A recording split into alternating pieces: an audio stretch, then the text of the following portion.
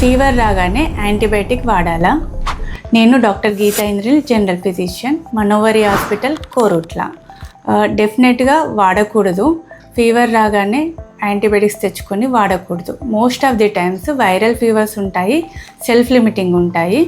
ముందు వీడియోలో డిస్కస్ చేసినట్టుగా 1 to 2-3 డేస్ అయినా ఫీవర్ తగ్గట్లేదు, లేదంటే ఫీవర్ వార్నింగ్ సైన్స్తో పాటుగా ఉంది అంటే డాక్టర్ని కన్సల్ట్ అవ్వాలి. డాక్టర్స్ టెస్టులు చేసి మీ లక్షణాలను బట్టి అవసరమైతే యాంటీబయాటిక్ ప్రిస్క్రైబ్ చేస్తారు. యాంటీబయాటిక్ ప్రిస్క్రైబ్ చేసినట్లయితే కంప్లీట్ కోర్స్ వాడాల్సిందే.